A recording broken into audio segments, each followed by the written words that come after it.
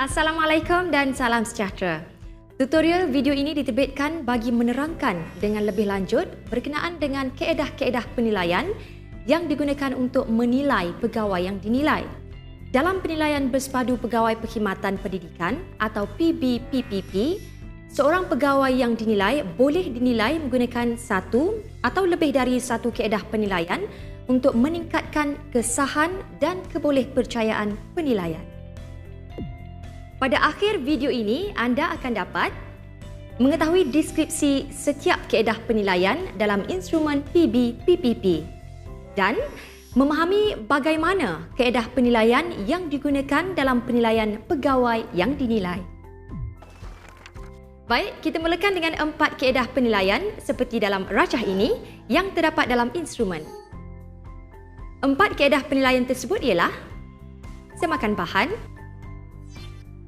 temu bual, pencerapan, pemerhatian. Seterusnya, video ini akan menerangkan setiap kaedah penilaian beserta dengan contoh. Semakan bahan ialah kaedah yang memerlukan pegawai penilai menyemak bahan yang relevan dengan bidang tugas pegawai yang dinilai. Contoh-contoh bahan yang boleh disemak oleh pegawai penilai adalah seperti berikut. Rekod pengajaran harian, sijil penyertaan atau penghargaan, fail, surat lantikan, sasaran kerja tahunan, buku log, dokumen atau bahan-bahan lain yang berkaitan. Pegawai penilai menggunakan semakan bahan untuk menilai pegawai yang dinilai. Contohnya, dalam elemen perancangan, pada aspek pengetahuan, berdasarkan deskripsi yang diberi, pegawai penilai boleh memeriksa sukatan pelajaran terkini. Kaedah temu bual.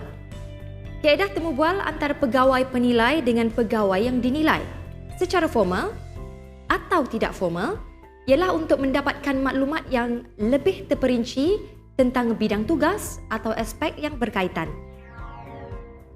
Temu bual juga boleh dibuat dengan pihak lain untuk memperoleh maklumat dari pihak lain seperti murid, rakan sekerja, PPD dan CPN. Temu bual boleh dibuat secara formal atau tidak formal tentang bidang tugas pegawai yang dinilai. Temu bual boleh juga dibuat secara bersemuka atau menggunakan media sosial seperti Facebook, WhatsApp, telefon, email dan lain-lain. Sebagai contoh, dalam elemen perancangan, pada aspek pengetahuan, berdasarkan deskripsi yang diberi, pegawai penilai boleh membuat pertanyaan mengenai aspek yang dinilai seperti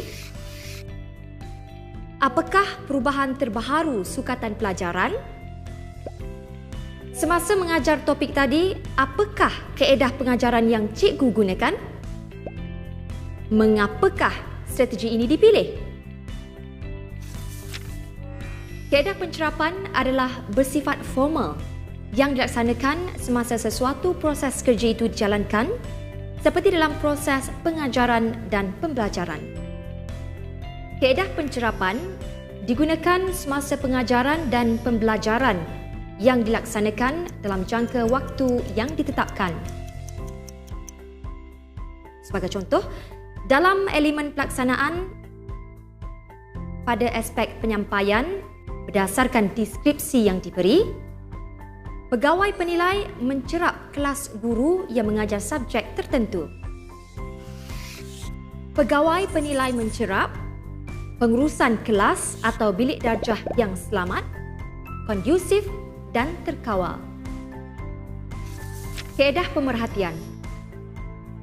Kaedah pemerhatian yang dilaksanakan secara berterusan oleh pegawai penilai terhadap pegawai yang dinilai untuk jangka waktu tertentu bagi mendapatkan maklumat tentang kompetensi dan potensi pegawai berkenaan.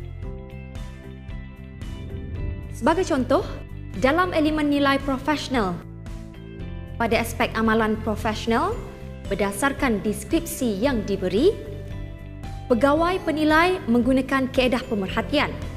Sebagai contoh, cara berpakaian mengikut peraturan semasa.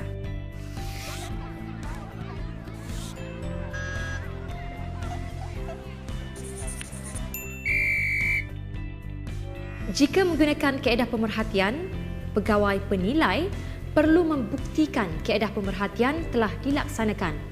Contohnya, senarai semak. Dalam amalan terbaik setiap pemerhatian, pegawai penilai akan mencatat pemerhatian dan disimpan sebagai bukti. Baik, mari kita lihat semula kaedah-kaedah penilaian yang digunakan dalam instrumen PB-PPP. Terdapat 4 kaedah penilaian di dalam PB-PPP, iaitu semakan bahan, temu bual, pencerapan, pemerhatian. Pegawai penilai boleh menggunakan satu atau lebih daripada satu kaedah penilaian berdasarkan kesesuaian untuk meningkatkan kesahan dan kebolehpercayaan penilaian. Pegawai penilai mendapati bahawa penilaian ke atas pegawai yang dinilai sesuai menggunakan satu kaedah penilaian sahaja, iaitu semakan bahan. Maka pegawai penilai hanya menyemak mana-mana bahan yang disenaraikan di dalam instrumen PB-PPP seperti berikut.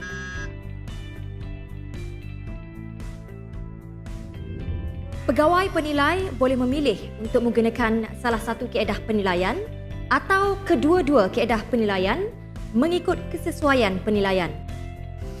Seperti dalam contoh berikut, pegawai penilai memilih menggunakan dua kaedah penilaian, iaitu semakan bahan dan pencerapan.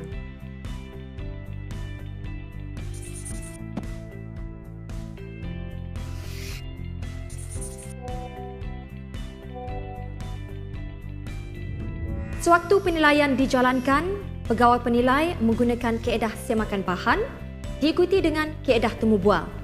Pegawai penilai mendapati bahawa setelah menggunakan kedua-dua kaedah penilaian tersebut, beliau masih perlu menggunakan kaedah ketiga, iaitu kaedah pemerhatian bagi mendapatkan maklumat lanjut atau bagi mendapatkan pengesahan maklumat. Kaedah ketiga yang digunakan di dalam penilaian ini adalah kaedah pemerhatian. Baiklah, kita sudah sampai ke bahagian akhir video tutorial kaedah-kaedah penilaian. Semoga informasi yang terkandung di dalam video ini memberi manfaat kepada anda. Sekian, terima kasih.